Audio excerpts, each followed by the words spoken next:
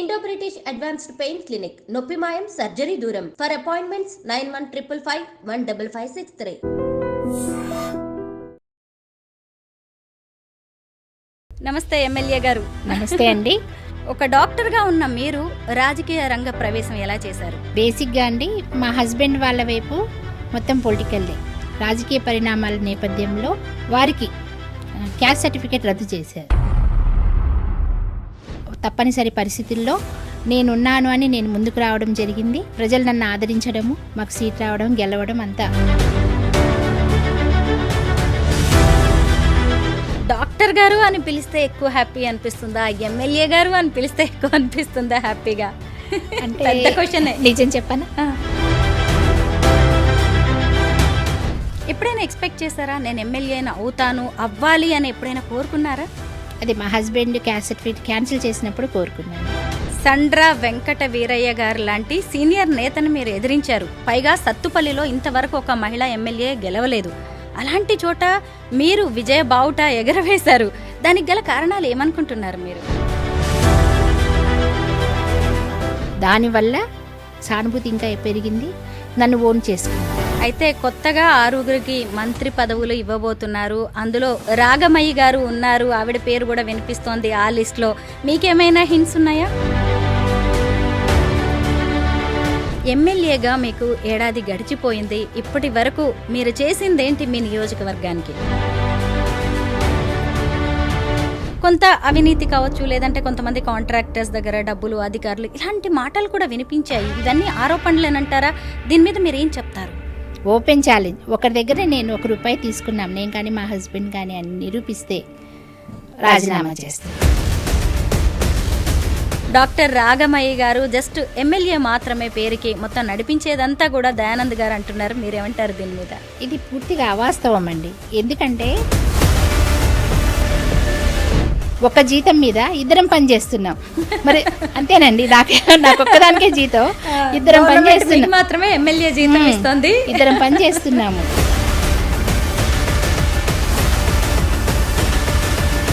మీది లవ్ మ్యారేజా, అరేంజ్డ్ మ్యారేజా? లవ్ కమ్ అరేంజ్డ్ అండి.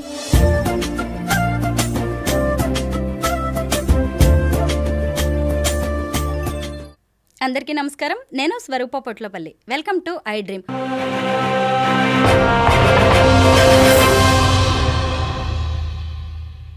ఉమ్మడి ఆంధ్రప్రదేశ్ రాష్ట్రానికి జలగం వెంగళరావు వంటి ముఖ్యమంత్రిని అందించిన సత్తుపల్లి నియోజకవర్గం నుంచి 72 ఏళ్ల తర్వాత తొలి మహిళా ఎమ్మెల్యేగా ఎన్నికయ్యారు మట్టా రాగమయ్య గారు. ఆవిడ ప్రభుత్వ డాక్టర్ నుంచి ఎమ్మెల్యేగా ఎన్నికయ్యారు. ఈరోజు మనం ఆవిడ వ్యక్తిగత జీవితం, పొలిటికల్ జీవితం గురించి అనేక విషయాలు తెలుసుకోబోతున్నాం. ప్రస్తుతం మట్టా రాగమయ్య గారు నాతో పాటు ఉన్నారు. అయితే త్వరలో జరగబోయే తెలంగాణ రాష్ట్ర మంత్రివర్గ విస్తరణలో కూడా రాగమయ్య గారికి చోటు దక్కబోతోందనే వార్తలు వినిపిస్తున్నాయి. ఇప్పటికే మంత్రి సీతక్క, అలాగే కొండా సురేఖ గారు మంత్రివర్గంలో ఉన్నారు. ఇప్పుడు రాగమయ్య గారికి గనక అవకాశం వస్తే ఆవిడ 3వ మహిళా మంత్రి కాబోతున్నారు.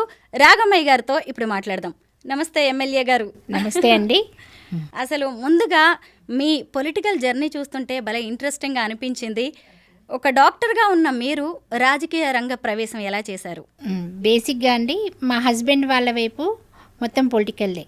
మా అత్తయ్య గారు ఎంపీపీగా చేశారు, మా హస్బెండ్ ఒకసారి కౌన్సిలర్గా చేశారు. తర్వాత 2014లో ఎమ్మెల్యేగా కంటెస్ట్ చేసి స్వల్ప తేడాతో ఓడిపోవడం జరిగింది.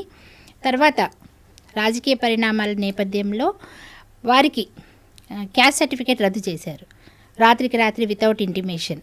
సో తప్పనిసరి పరిస్థితుల్లో నేనున్నాను అని నేను ముందుకు రావడం జరిగింది. ఆ విధంగా ప్రజలు నన్ను ఆదరించడము, సర్వేల్లో నేను ఫస్ట్ రావడము, మాకు సీట్ రావడం, గెలవడం అంతా అలా చకచకా జరిగిపోయినాయండి.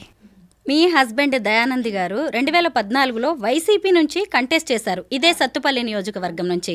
అయితే ఆ తర్వాత కూడా పలు ఎన్నికల్లో ఆయన పార్టిసిపేట్ చేయడం, ఆయన అందులో పాల్గొనడం అనేది జరిగింది. అయితే మరి ఈ ఎన్నికలకి 2023కి వచ్చేసరికి కాస్ట్ సర్టిఫికేట్ విషయంలో ఎందుకు ఇబ్బందులు ఎదురయ్యాయి? ఎందుకు అంటే బీఆర్ఎస్ వాళ్ళకి భయం వేసింది. ఎందుకంటే దయానంద్ గారు నించుంటే మినిమం 50,000 మెజార్టీతోటి గెలుస్తారు. అందుకని ఆయన క్యాస్ట్ సర్టిఫికేట్ అక్రమంగా రద్దు చేయించారు. చేపిస్తే దానివల్ల ఆయన బరిలో ఉండరు అనుకున్నారు. వాళ్ళ గెలుపు సునాయాసం అవుతుంది. ఎందుకంటే మేము తప్ప వేరే ఎవరిని కాంగ్రెస్ నుంచి నించోబెట్టినా సండ్ర వెంకట వీరయ్య గారి గెలుపు సునాయాసం అనమాట. దానికోసం చేశారు. కానీ వాళ్ళు నేనున్నానన్న విషయం మర్చిపోయారు. నిజమే. మీరు సడన్గా వచ్చేసారా? అప్పటిదాకా మీకు కూడా ఈ ఎలక్షన్స్ కానీ పాలిటిక్స్ అంటే ఇంట్రెస్ట్ ఉందా? అంటే ఉన్నా కూడా నేను డాక్టర్ కదండి. నాకు వైద్యం అంటేనే ఎక్కువ ఇష్టము. ఎక్కువగా వచ్చేదాన్ని కాదు, అయితే మొత్తం అబ్జర్వ్ చేసేదాన్ని, నా సలహాలు ఇచ్చేదాన్ని. ఎన్నికలప్పుడు నేను కూడా ప్రచారం చేయడం కానీ, అత్తయ్య గారితో పాటు అత్తయ్య గారి ఎలక్షన్స్కి తిరిగాను, మా హస్బెండ్ ఎలక్షన్స్కి తిరిగాను, మేనేజ్ చేశాను. పోల్ మేనేజ్మెంట్ ఇవన్నీ చేస్తాను, కానీ ప్రత్యక్షంగా నేను ఎక్కువ పార్టిసిపేట్ చేసేదాన్ని కాదు. అయితే ఎమ్మెల్యేగా గెలవడం అనేది మీకు ఎంత సంతోషాన్ని ఇచ్చిందో, ఇక్కడ సీటు తెచ్చుకోవడం అనేది కూడా మీకు ఇబ్బందులు ఎదురయ్యాయి. క్యాస్ట్ విషయంలో ఇబ్బందులు ఎదురయ్యాయి. అలాగే మీరు మొదటి నుంచి ఎవరినైతే పొంగులేటి శ్రీనివాసరెడ్డి గారిని అనుసరిస్తూ వాళ్ళతోనే ఉన్నారు, ఆయనతోనే విభేదించి మీరు బయటకు వచ్చి మళ్ళీ అసలు అధిష్టానం నుంచి సీట్ తెచ్చుకున్నారు. ఇవన్నీ కూడా ఛాలెంజింగ్గానే నడిచాయి కదా ఈ ఎలక్షన్స్ మీకు? చిన్న కరెక్షన్ అండి, విభేదనం ఏం లేదండి. మేము ఎప్పటికీ పొంగులేటి గారి మనుషులమే. అప్పుడు మంచి టర్మ్స్ ఉన్నాయా? మంచి టర్మ్స్ అండి. అదంతా ఊరికే అపోహ అంతే, ఏం లేదు. మేము అంటే కొంచెం ఒక 2-3 నెలలు గ్యాప్ అనమాట. ఏం లేదు, కాంగ్రెస్లోకి వెళ్ళాలి, అదైతేనే గెలుస్తుంది అని మేము కొంచెం దూరంగా ఉన్నాం అంతే. అంటే మేము అప్పటికి జాయిన్ అవ్వలేదు. పొంగులేటి గారు జాయిన్ అయిందాక మేము వెయిట్ చేసి ఆయనతో పాటే జాయిన్ అవ్వాలని అలానే ఉన్నాము. ఆయన జాయిన్ అవుతున్నప్పుడే మేము కూడా జాయిన్ అయ్యాము. ఆయన ఎదిరించడం ఏమీ లేదు. ఇది తర్వాత మా హస్బెండ్ క్యాస్ట్ సర్టిఫికేట్ క్యాన్సిల్ అయిన తర్వాత లేడీకి సీట్ ఇస్తే బాగుంటుందని రేణుకా చౌదరి గారు బాగా సపోర్ట్ చేశారు మమ్మల్ని. తర్వాత తుమ్మల నాగేశ్వరరావు గారు కానీ, బట్టి గారు కానీ, పొంగులేటి గారు కానీ, అందరి సపోర్టు, అందరి ఆశీస్సులు ఉన్నాయి. మెయిన్ ప్రజల ఆశీస్సులు అండి.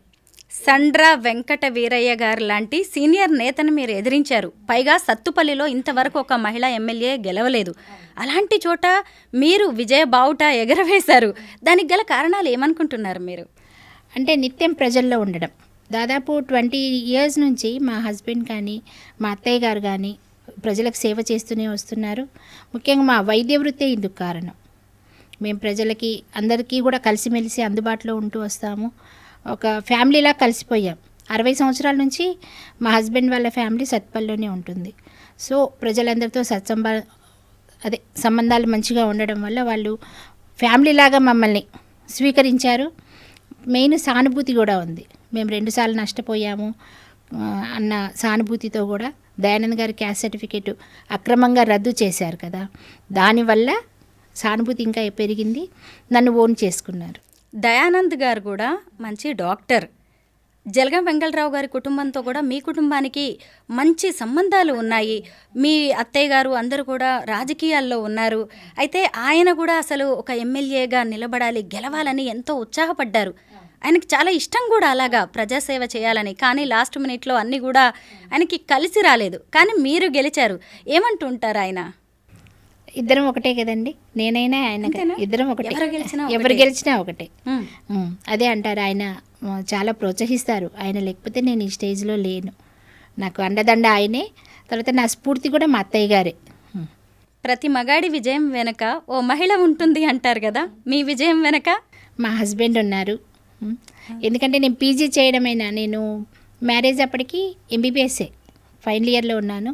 నేను పీజీ చేయడమైనా, గవర్నమెంట్ జాబ్ చేయడంకైనా, తర్వాత ఇప్పుడు ఎమ్మెల్యే అవడమైనా మొత్తం మా అత్తయ్య గారు, మా హస్బెండ్ సపోర్ట్. అయితే కొత్తగా 6 మంత్రి పదవులు ఇవ్వబోతున్నారు. అందులో రాగమయ్య గారు ఉన్నారు. ఆవిడ పేరు కూడా వినిపిస్తోంది ఆ లిస్ట్లో. మీకేమైనా హింట్స్ ఉన్నాయా? లేవండి, అధిష్టానం నిర్ణయిస్తుంది. నాకు అర్హత ఉంది, నాకు అందుకు యోగ్యత ఉంది అనుకుంటే కనుక రేవంత్ రెడ్డి గారి ప్రభుత్వం తప్పకుండా అవకాశం ఇస్తారు. కాకపోతే ఒకటే, మా జిల్లా నుంచి ఇప్పటికే సీనియర్ మంత్రులు 3 ఉన్నారు. నేను మొట్టమొదటిసారిగా ఎమ్మెల్యే అయ్యా. నాకంత ఇది కూడా ఆశ కూడా లేదు. ఇస్తే సంతోషం, ఇవ్వకపోయినా సంతోషం. ఇస్తే ఇంకా బాధ్యత ఎక్కువ అవుతుంది, ఇంకా ఎక్కువ సిన్సియర్గా ఇంకా ఎక్కువ పని చేయాల్సి వస్తుంది. ఇవ్వకపోయినా కూడా 100% మా పని మేము చేస్తాం. ఎప్పుడైనా ఎక్స్పెక్ట్ చేశారా నేను ఎమ్మెల్యేనా అవుతాను, అవ్వాలి అని ఎప్పుడైనా కోరుకున్నారా? అది మా హస్బెండ్ క్యాస్ట్ సర్టిఫికేట్ క్యాన్సిల్ చేసినప్పుడు కోరుకున్నాను. డిసైడ్ అయిపోయారు. మన కుటుంబం నుంచి ఉండాల్సిందే. ఉండాల్సిందే.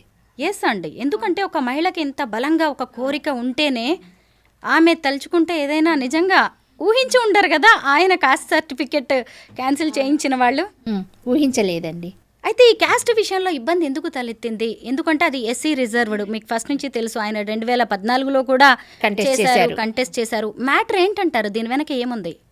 ఏం లేదండి, మా అత్తయ్య గారిది మావయ్య గారిది ఇంటర్ క్యాస్ట్ మ్యారేజ్. అప్పుడు ఏదైతే ఒక జీవో వచ్చింది, ఆ జీవో ప్రకారము తల్లిదండ్రుల్లో ఎవరిది లో క్యాస్ట్ అయితే పిల్లలు అది తీసుకోవచ్చు, వాళ్ళు ఇష్టపూర్వకంగా తీసుకోవచ్చు. అలాగా అప్పుడు సర్కమ్స్టెన్సెస్ బట్టి మా వాళ్ళందరూ కూడా ఎస్సీ సర్టిఫికేట్ తీసుకున్నారు, తల్లి క్యాస్ట్ తీసుకున్నారు. కాకపోతే ఇది రాజకీయాల్లో ఎట్లా ఉంది, వీళ్ళు బలమైన క్యాండిడేట్స్, వీళ్ళు నించుంటే గెలుస్తారు కనుక వీళ్ళని పక్కకు పెట్టాలి, తొక్కేయాలన్న ఉద్దేశంతో కేసీఆర్ గారు, కేటీఆర్ గారు, సండ్ర వెంకట వీరయ్య గారు కలిసి అక్రమంగా చేసిన కుట్ర ఇది. ఆల్రెడీ జీవో కూడా ఉండగా ఈ కాస్ట్ సర్టిఫికేట్ అనేది ఎలా క్యాన్సిల్ చేశారు? అయితే ఇక మీదట మీరు ఏదైనా దీని మీద కోర్టుకు వెళ్ళడం లాంటివి చేయబోతున్నారు? ఎందుకంటే ఉంది, కోర్టులోనే ఉంది. అప్పుడు మా హస్బెండ్ కూడా కోర్టు ఎగ్జంప్షన్ ఇచ్చారు, కంటెస్ట్ చేయొచ్చు.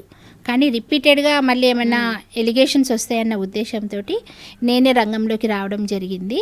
ఇప్పుడైతే క్యాస్ట్ సర్టిఫికేట్ క్లియరెన్స్ అవుతుంది, కోర్టులోనే ఉంది, అయిపోతుంది. ఎమ్మెల్యేగా మీకు ఏడాది గడిచిపోయింది. ఇప్పటి వరకు మీరు చేసిందేంటి మీ నియోజకవర్గానికి? మా నియోజకవర్గానికి అండి నేను ఇప్పటివరకు దగ్గర 250 crores నిధులు తీసుకురావడం కానీ, ఇప్పుడు మన రోడ్స్, తర్వాత అంగన్వాడీ బిల్డింగ్స్ కొత్తవి శాంక్షన్ చేయించడము. నెక్స్ట్ మేము హాస్టల్ విజిట్స్కి వెళ్ళేవాళ్ళం. హాస్టల్ విజిట్స్లో పిల్లలు కింద పడుకుంటున్నారు, రెసిడెన్షియల్ స్కూల్స్ తప్ప మిగతా స్కూల్స్లో కింద పడుకుంటున్నారు. అది చూసి మేము మాకు వచ్చిన నిధుల్లోంచి 1.5 crore వాళ్ళకి మంచాల కోసం పిల్లలకి, మా కాన్స్టిట్యున్సీలో ఉన్న పిల్లలందరికీ కూడా అట్లా. తర్వాత డ్రింకింగ్ వాటర్కి ఇబ్బంది అవుతుందని ఒక 6 కోట్లు డ్రింకింగ్ వాటర్ కోసం బోర్లకి, మోటార్లకి అట్లా ఇలా పెట్టాము. మేజర్ ఏంటంటే మాకు సింగరేణి, మీకు తెలిసి సింగరేణి పెద్ద ఇష్యూ మా దగ్గర. ఆ పొల్యూషన్కి ఇదంతా సఫర్ అవుతున్నారు. జాబ్స్ ఏమో అవుటర్స్ని తీసుకొచ్చి పెట్టుకున్నారు. సో మా లోకల్ వాళ్ళకి జాబ్స్ కావాలి, అక్కడ చేసే జాబ్స్ రెగ్యులర్ కాకుండా అన్ఎంప్లాయిడ్ స్కిల్ ఉంటుంది కదండి, స్కిల్ లేబర్స్, అన్స్కిల్డ్ లేబర్ మా వాళ్ళకి ఇవ్వాలి అని 80% లోకల్ వాళ్ళకి కావాలని డిమాండ్ పెట్టాము. బట్టి గారు వాళ్ళందరూ యాక్సెప్ట్ చేశారు. ఇప్పుడు లోకల్ యువతకి ఎక్కువ శాతం అక్కడ ఉద్యోగాలు ఇప్పించాము. అదొకటి మేజర్ నేను చేసింది ఇప్పటివరకు.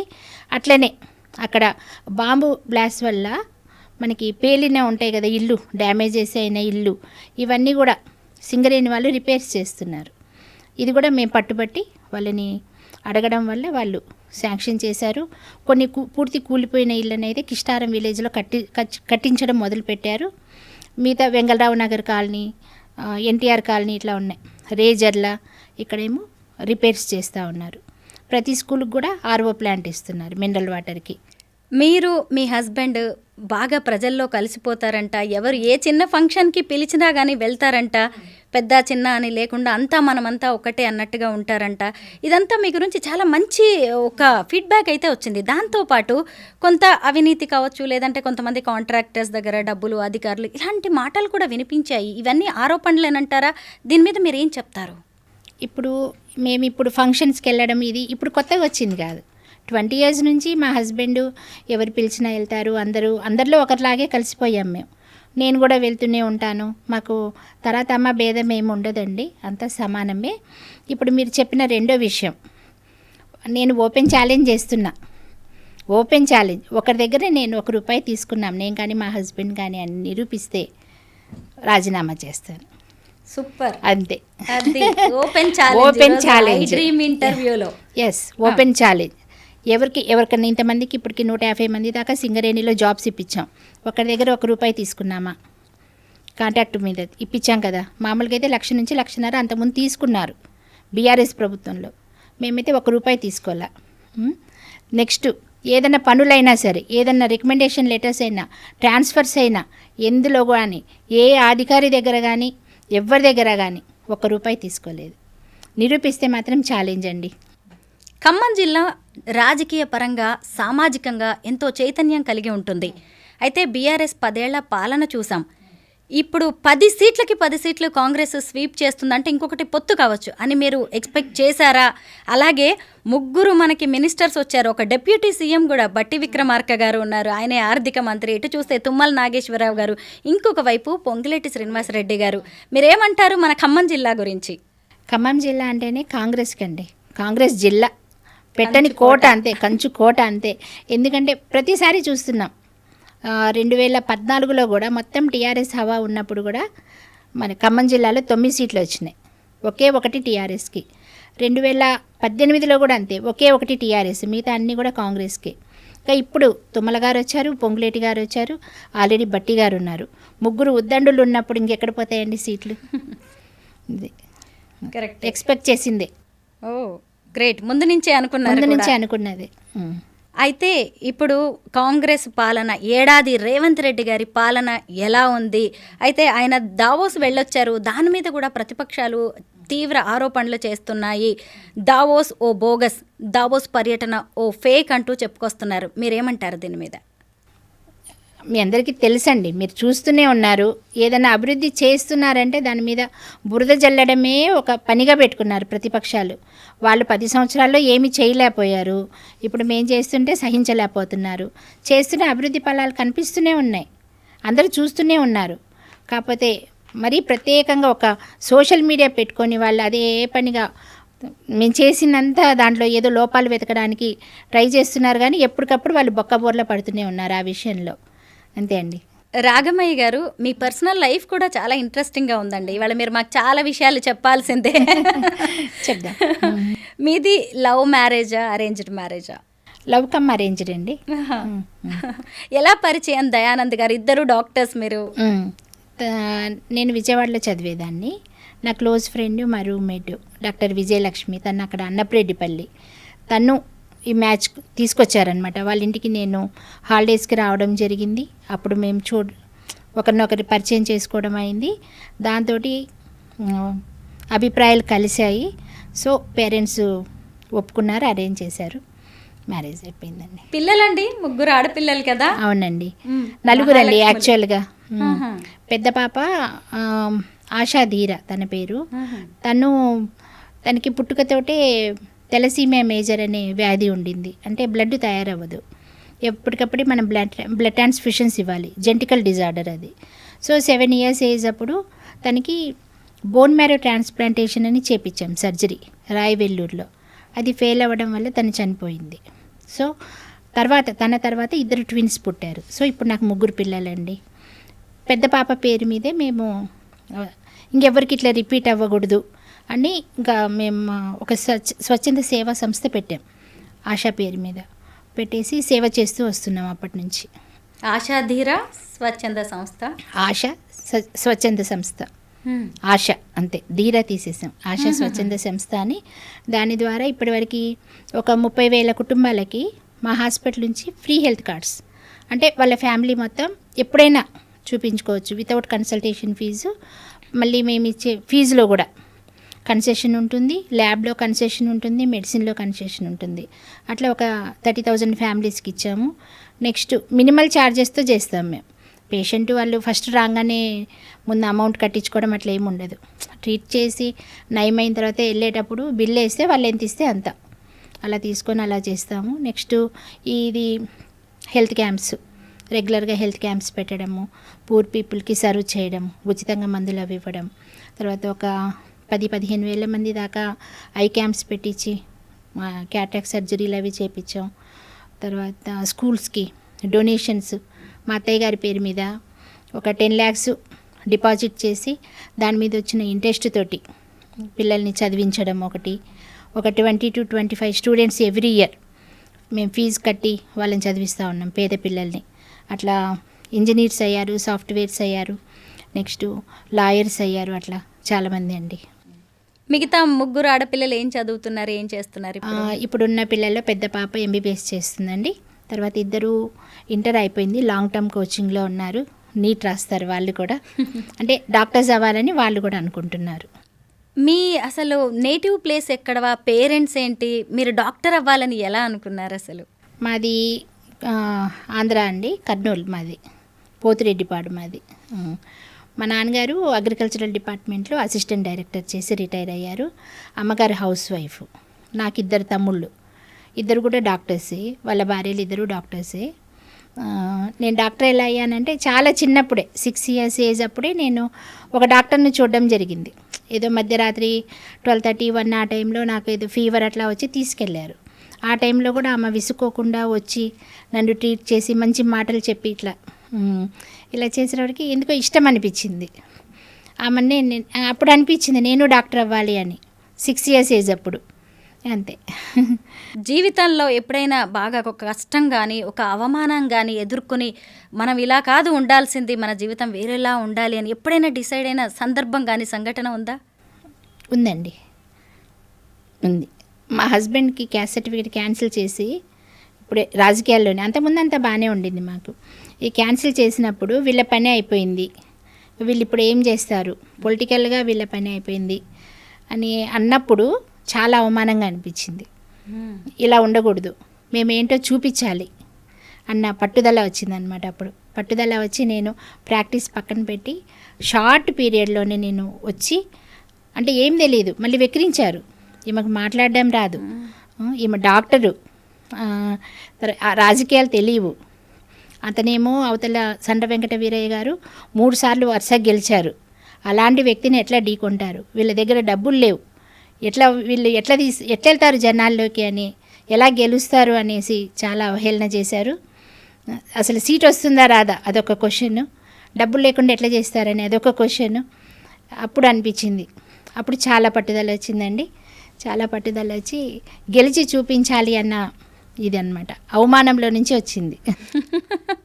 జనం అసలు ఎలా నమ్మారంటారు? మీలోది ఏది చూశారు వాళ్ళు? మీరు అన్నారు కదా ఇప్పుడు ఇవన్నీ కనిపించాయి మైనస్లుగా వాళ్ళకి అన్నప్పుడు ప్రతిపక్షాలకి, మరి జనం మీలో ఏదో చూసే ఉంటారుగా ఖచ్చితంగా. చూశారండి, జనాలు చూశారు. మాలో ఉన్న సేవాభావం చూశారు. తర్వాత నిత్యం ప్రజల్లోనే ఉంటాం మేము, అదొకటి చూశారు. తర్వాత మా అత్తయ్య గారు, మామయ్య గారు, మా ఫ్యామిలీ బ్యాక్గ్రౌండ్ ఇవన్నీ చూశారు. తర్వాత మేము చేస్తున్న, అంటే మాలో ఉన్న తపన అనమాట, ఇప్పుడే ఇట్లా చేస్తున్నాం కదా, మాకు వచ్చే దాంట్లో నుంచే మేము ఇన్ని సేవా కార్యక్రమాలు చేస్తున్నాము. అంటే 1 రూపీ వచ్చింది అనుకోండి, 70 to 75 NP మేము ఖర్చు పెడతా ఉన్నాం. అలాంటిది వీళ్ళు ఒక పదవి అనేది వస్తే ఇంకెంత చేస్తారు అనేది వాళ్ళు నమ్మారు, బలంగా నమ్మారు. దానివల్ల మమ్మల్ని ఆదరించారు. అనుకోకుండా ఎమ్మెల్యే అయిపోయారు. అది కూడా మీ హస్బెండ్కున్న ఒక కోరికని, ఆయన ఆశయాన్ని తీర్చడానికి మీరు రాజకీయాల్లోకి వచ్చారు. మీరు ఆయనకి తగినట్టుగానే మీరు ఎమ్మెల్యే అయ్యారు. ఇక మీదట ఏం చేయాలనుకుంటున్నారు? నేను 100కి 100 కాదు 200% కష్టపడతానండి. కష్టపడడానికి రెడీగా ఉన్నాను, కష్టపడతాను. ఇప్పటికే నాకు మా 3 మినిస్టర్స్ చాలా హెల్ప్ చేస్తున్నారు. పొంగులేటి గారు కానీ, తుమ్మల గారు కానీ, బట్టి గారు కానీ, ముఖ్యంగా రేవంత్ రెడ్డి గారు కానీ, ఏది అడిగినా సరే కాదన్నారు. ఒకరోజు లేట్ అయినా సరే శాంక్షన్ చేస్తున్నారు, పనులన్నీ చేస్తున్నారు. ఎందుకంటే జలగం వెంగళరావు గారు చేశారు, జలగం ప్రసాద్ గారు చేశారు, జలగం వెంకట్రావు గారు చేశారు, అక్కడ తుమ్మల నాగేశ్వరరావు గారు. వీళ్ళందరినీ నేనైతే కొంచెమన్నా వాళ్ళని అనుసరించి వాళ్ళ బాటలో మా ప్రజలకి అభివృద్ధి చేయాలి అనేది నా ఉద్దేశం. సో వాళ్ళు కూడా అట్లానే నన్ను ప్రోత్సహిస్తున్నారు, చేస్తున్నాను. ఉమెన్ ఎంపవర్మెంట్ మీద నాకు ఎక్కువ ఫోకస్ పెట్టా. లేడీస్ బయటకు వచ్చి ఏదైనా చేయగలిగితే మొత్తం మారుతుంది సమాజం.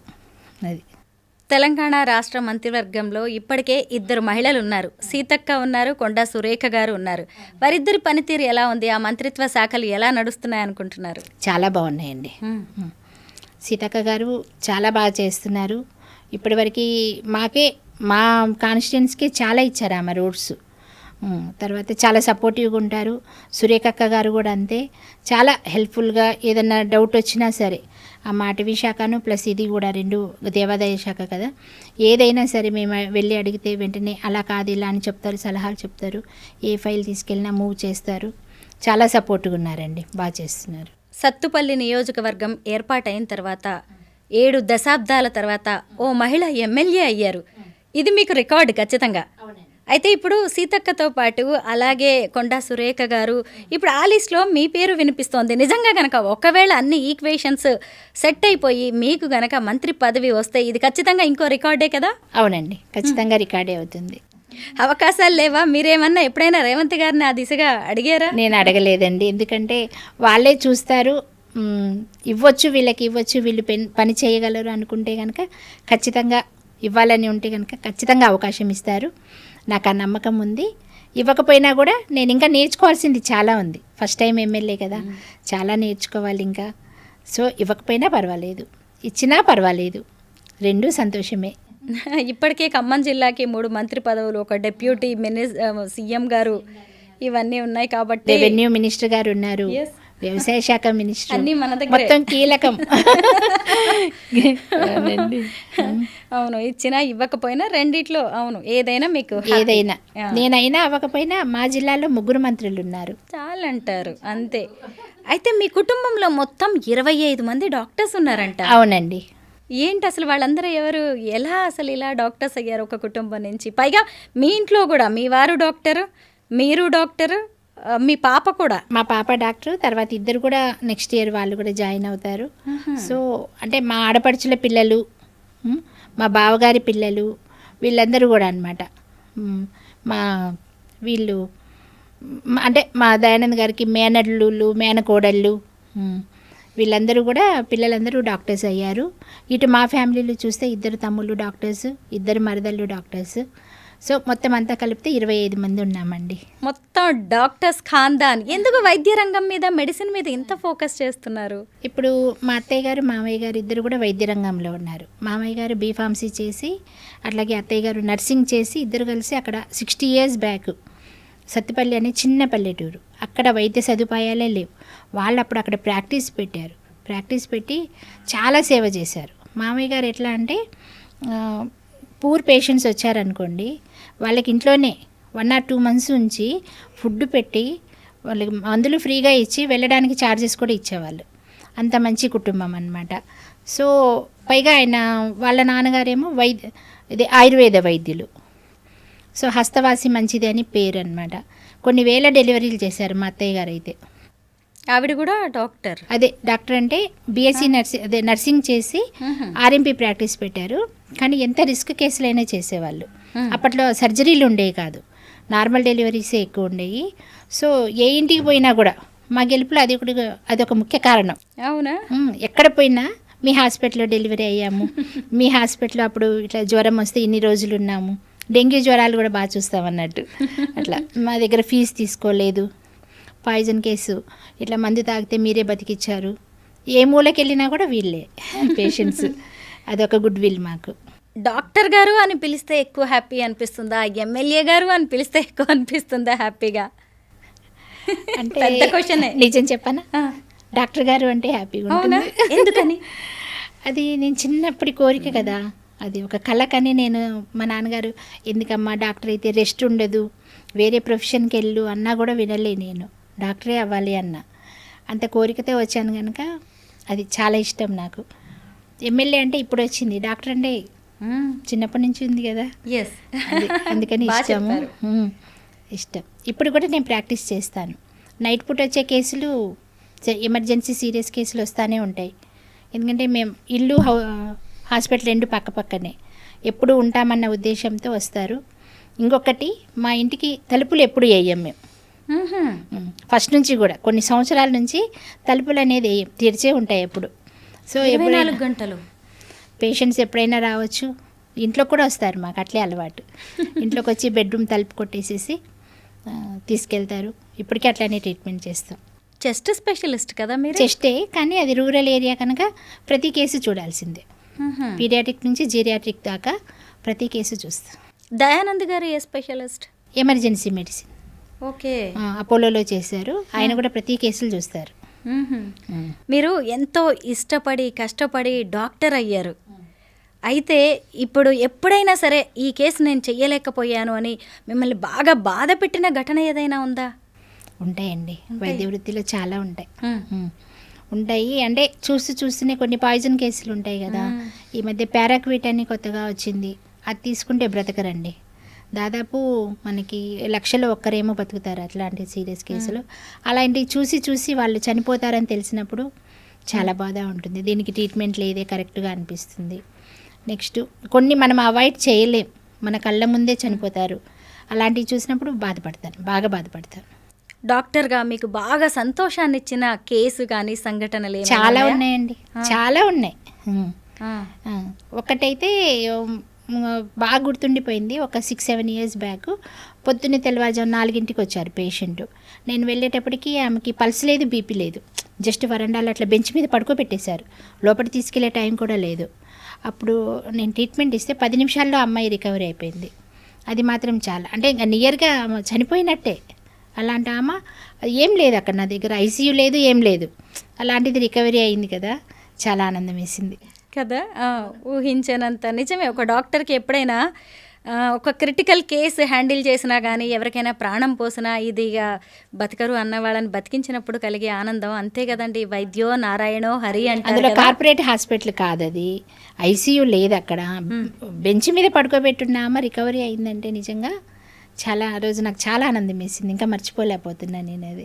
నిజమే. అట్లనే మా హస్బెండ్ ఒకటి అది స్నేక్ బైట్, ఇంకా నియర్ ఇంకొక 2 మినిట్స్ ఉంటే చనిపోతుంది ఆమె, తెలుస్తుంది ఇంకా లాస్ట్ గ్యాస్పింగ్స్ అంటారు ఆ స్టేజ్లో ఉంది. ఆయన వచ్చారు, చేశారు, వెంటనే రికవరీ అయిపోయిందండి. హాఫ్ అన్ అవర్లో లేచి కూర్చుందాము. ఇలాంటి కేసులు చాలా. మహిళలకి ఇప్పుడు చాలా టఫ్ కండిషన్స్ ఉన్నాయండి. అడుగు తీసి అడుగు బయట పెట్టాలంటే కూడా కష్టంగా ఉంది. ఏ ఉద్యోగం చేసినా, ఏ వ్యాపారం చేసినా కానీ ఒక ఛాలెంజింగ్గా తీసుకొని చేయాల్సి వస్తుంది. అయితే మీలాంటి వాళ్ళని పాలిటిక్స్లో చూసినప్పుడు నాకు మాత్రం చాలా గర్వంగా అనిపిస్తూ ఉంటుంది. అయితే చాలామంది అనుకుంటారు ఈ రాజకీయాలు అనేవి మనకి కాదు అని అనుకుంటారు. కొత్తగా రాజకీయాల్లోకి రావాలనుకునే మహిళలకి మీరిచ్చే సలహాలు ఏంటి? రావాలండి, మహిళలు ఎక్కువ వస్తేనే రాజకీయాలు పూర్తిగా మారుతాయి. ఏమండి, మహిళలు అది మగవాళ్ళకనే రాసి పెట్టింది ఏమన్నా రాజకీయాలు? మహిళలు వస్తే చాలా మార్పు వస్తాయి. మార్పు వచ్చి ఇప్పుడు ఉన్నాయన్నీ మారుతాయి అన్నట్టు. నెక్స్ట్ ప్రతి మహిళ కూడా ధైర్యంగా ముందడుగేయాలి. ముందడుగేస్తే సాధించలేనిది ఏమీ లేదు. ముఖ్యంగా ఇంట్లో వాళ్ళు సపోర్ట్ చేయాలండి. అమ్మాయి కదా అని చులకన చేస్తారు ఇప్పటికి కూడా, పల్లెటూళ్ళల్లో కొద్దిగా సైడ్ ఉంచుతున్నారు. చదువు విషయంలో కానీ, ఆరోగ్యం విషయంలో ఇంకా నెగ్లెక్ట్ చేస్తూనే ఉన్నారు. మారాలి, ఇంకా మారాలి. లేడీస్ సపోర్ట్ ఇస్తే మాత్రం ఇండియా కొత్తగా ఉంటుంది. ఇప్పుడు మీరు ఎమ్మెల్యేగా మీ ప్రాంతానికే పరిమితం అయ్యారు. లేదు రేపు అన్నీ కలిసి వస్తే గనక మీరు ఒక మంత్రి స్థాయికి ఎదిగితే మీరు చెయ్యాలనుకునేవి ఎప్పుడైనా ఇది ఉంటే బాగుండు, అది చేస్తే బాగుండు అని ఎప్పుడైనా ఏదైనా అనిపించిందా? అలా చెయ్యాలనుకుంటున్నవి ఏంటి? చాలా ఉన్నాయండి. కొన్ని చెప్పండి. కొన్ని అంటే అదే ఇప్పుడు మహిళలది చెప్పాను కదా, మహిళలకు కూడా ఈక్వల్ అవకాశాలు ఇవ్వాలి, ఆపర్చునిటీస్ జాబ్స్లో కానీ. తర్వాత కొన్ని చోట్ల సేమ్ పని చేస్తారు, ఇంకా చెప్పాలంటే లేడీసే ఇంకొంచెం ఎక్కువ పని చేస్తారు మగవాళ్ళకంటే, అయినా కూడా వాళ్ళకి జీతాల్లో తక్కువ ఇవ్వడం, ఇవన్నీ ఉన్నాయి. తర్వాత పిల్లల్ని కూడా అబ్బాయిల్ని కొంచెం ఎక్కువ హైయర్ స్టడీస్ పంపిస్తున్నారు, లేడీస్ని కొంచెం తక్కువ. అంటే ఇప్పుడు మన సిటీస్లో అంతా బాగానే ఉంది, అంతా పైకి బాగానే ఉంది. బాగా గ్రౌండ్ లెవెల్కి వెళ్తే ఇంకా చాలా చోట్ల ఇట్లాంటి వివక్ష ఉంది. అమ్మాయి అని తెలిస్తే ఇంకా అబార్షన్స్ ఉన్నాయి, ఇంకా జరుగుతూనే ఉన్నాయి. పైకేమో అంతా మనం లేదు, అంతా ఓకే పాజిటివ్ అనిపిస్తుంది.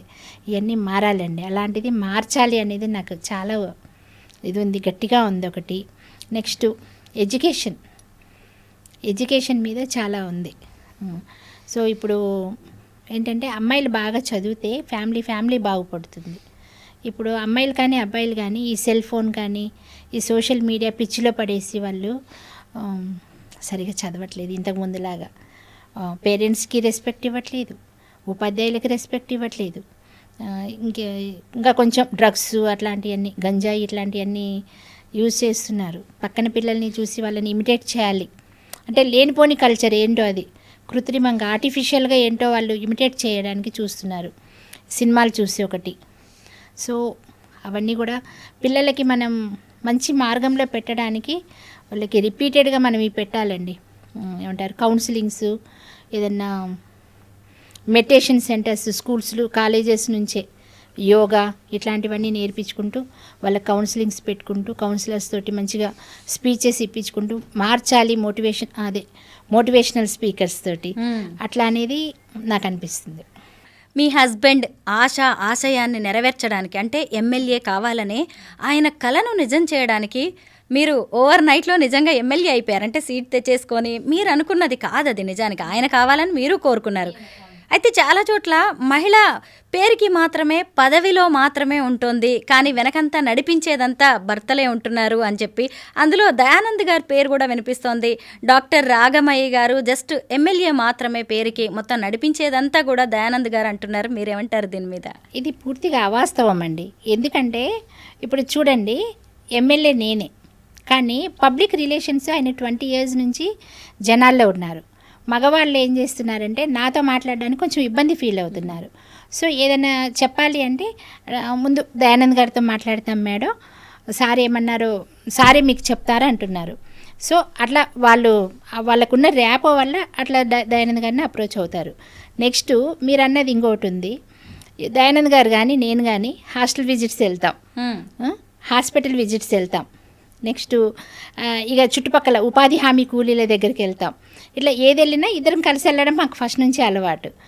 వెళ్ళినప్పుడు అక్కడ పరిస్థితులు ఎట్లా ఉన్నాయి, స్థితిగతులు ఎట్లున్నాయి, మనం ఇంకా ఏ విధంగా మెరుగుపరచవచ్చు.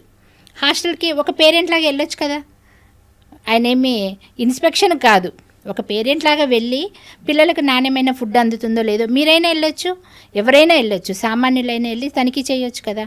అలా నాణ్యమైన ఫుడ్ అందుతుందా లేదా చూడడము, లేకపోతే స్కూల్లో ఇంకేమైనా వసతులు కావాలా, పిల్లలకు టాయిలెట్స్ ఎట్లా ఉన్నాయి, ఇవన్నీ చెక్ చేసుకోవడం కోసము ఇట్లా అన్ని చోట్లకు తిరగడం ఆయనకు అలవాటు. ఇప్పుడు కొత్తగా వచ్చింది కాదు, ఎప్పటి నుంచో ఇది స్వచ్ఛంద సేవా సంస్థ తరపు నుంచి చేసినప్పటి నుంచి మాకు అలవాటు. సో అలా వెళ్తున్నాం కానీ ఎవరినైనా వేధించడం ఉందా, ఎవరినైనా డబ్బులు డిమాండ్ చేయడం ఉందా, అవినీతి చేయడం ఉందా, ఏమి లేదే. ఒక జీతం మీద ఇద్దరం పని చేస్తున్నాం. మరి అంతేనండి, నాకు ఒక్కదానికే జీతం, ఇద్దరం పని చేస్తున్నాం, మాత్రమే ఎమ్మెల్యే జీతం ఇస్తుంది, ఇద్దరం పని చేస్తున్నాము. నేను ఇప్పుడు ఇక్కడ పాయింట్ పోనీ మేము ఎవరినైనా అధికారులను వేధించి సతాయించి వాళ్ళని బ్లాక్మెయిల్ చేసి ఇట్లా ఏం చేయట్లేదు కదా. అలా చేస్తే మీరు అనాలి, అలా ఎవరైనా సరే. ఇదంతా ప్రతిపక్షాలు మాకు ఏదైనా మంచి పేరు వస్తుంటే సహించలేక ఇవన్నీ చేస్తున్నారు. అంటే రాజకీయాలు అనకూడదు కానీ చెప్పాల్సి వస్తుంది, వాళ్ళు చేసిన ప్రయత్నమే ఇదంతా కూడా. నెక్స్ట్ ఇంకొకటి, నేను ఇప్పుడు హైదరాబాద్ వస్తాను పనుల మీద, అసెంబ్లీ ఉన్నప్పుడు అప్పుడు దయానంద్ గారే కదా కాన్స్టిట్యున్సీలో ఉండేది. ఆయన ఏదున్నా కూడా ఆయన చూసుకుని నా దాకా తీసుకొస్తారు. సో సేవ చేస్తున్నామండి, ఇప్పుడు ఇద్దరం కలిసి సేవ చేస్తున్నాం అంతే. ఒక జీతం మీద ఇద్దరం పని చేస్తున్నాం. మేమే కాదు, ప్రియాంక గాంధీ గారు మా ప్రచారానికి వచ్చినప్పుడు ఆమె అన్నారు, ఆమె చెప్పారు. సో రాగమయ్యని గెలిపిస్తే మీకు 2 ఎమ్మెల్యేలు ఉంటారు, 2 పని చేస్తారు అని ఆమె చెప్పారు. నైస్. ప్రియాంక గాంధీ గారే మీ గురించి ఇలా చెప్పారు అంటే ఆమె మాటల్ని నిజం చేస్తున్నారు అంతే. అంతే. ఇంకా ఏమైనా బిజినెస్లు ఉన్నాయా అండి మీకు హాస్పిటల్స్ కాకుండా? లేదండి, హాస్పిటల్ ఒకటేనండి. హాస్పిటల్లో ఫస్ట్ నుంచి అంతే, హాస్పిటల్లో ఉన్న డబ్బుని ప్రజాసేవకు వినియోగిస్తున్నాం. ఇప్పుడు అంతే, హాస్పిటల్ మీద వచ్చే డబ్బుని ప్రజాసేవకు వినియోగిస్తున్నాం. అంటే మామూలుగా సామాన్యులు ఇలా డాక్టర్స్ కూడా రాజకీయాల్లోకి రావచ్చు, మిమ్మల్ని మీరు ప్రూవ్ చేసుకోవచ్చు అని మీలాంటి వాళ్ళు నిజంగా చూపిస్తున్నారు, చేసి చూపించారు. ఎందుకంటే డబ్బున్న వాళ్ళకి, లేదంటే నెపోటిజం వాళ్ళకి రాజకీయాలు అనే కొంతమందికి ఉంది కూడా ఇలాంటి అపోహ ఉందండి. కాకపోతే చూడండి, ఇప్పుడు వచ్చిన రేవంత్ రెడ్డి సర్కార్లో మేమంటే సరే డాక్టర్స్, ఇప్పుడు మందుల సామేల్ గారు ఉన్నారు, ఆయనకైతే 50,000 కూడా లేవంట అకౌంట్లో. అలాంటి ఆయన ఎమ్మెల్యే. వెడ్మ బొజ్జు గారు, ఆయన గిరిజనులు, ఆదివాసీ గిరిజనులు, ఆయన కూడా ఇందిరమ్మ ఇంటిలోనే ఉండేవి. ఆయనను కూడా రేవంత్ రెడ్డి గారు గుర్తించి ఆయనకి సీట్ ఇవ్వడం వల్ల ఆయన ఎమ్మెల్యే. ఇట్లా బాగా లో ప్రొఫైల్ ఉన్న వాళ్ళని, పూర్వాళ్ళని కూడా చూడకుండా ప్రజల్లో ఎవరికైతే మంచి పేరుందో వాళ్ళనే సెలెక్ట్ చేసుకున్నారు రేవంత్ రెడ్డి గారు. సో ఇవాళ కాంగ్రెస్ ప్రభుత్వం ఉంది, ఈ పథకాలు కూడా మంచిగా అమలు అవుతున్నాయి, మంచిగా పనిచేస్తున్నాం. మరి త్వరలో లోకల్ బాడీ ఎలక్షన్స్ కూడా జరగబోతున్నాయి. అవునండి. ఎలా దానికి సిద్ధమవుతున్నారు మీరు? ఎందుకంటే ఎమ్మెల్యేది కీలక పాత్ర కదా, మీరు కూడా ప్రచారాలకు వెళ్ళాలి, సీట్లు ఇవ్వడంలో ముఖ్య పాత్ర మీదే.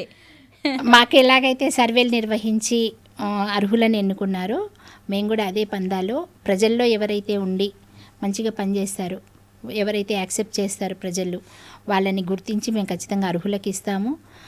అలానే ఎట్లాంటి అవినీతి లేకుండా చేసే వాళ్ళకే ఇస్తాం, క్యాండిడేట్స్ని ఇచ్చి వాళ్ళని ఖచ్చితంగా గెలుస్తారండి. ఎందుకంటే కాంగ్రెస్ పథకాలు చాలా బాగున్నాయి. సో ప్రజలైతే బయట వచ్చే ప్రచారం వేరే ఉంది, కానీ రూట్ లెవెల్కి వెళ్తే ప్రజలైతే చాలా సాటిస్ఫాక్షన్ తోటి ఉన్నారు. అందరికీ రైతు భరోసా వచ్చింది, రేపటి నుంచి వస్తుంది కదా. రైతు రుణమాఫీ చాలామందికి అయిపోయిందండి. తర్వాత మెయిన్ బోనస్ వచ్చింది. బోనస్ వల్ల రైతులందరూ హ్యాపీ ఉన్నారు.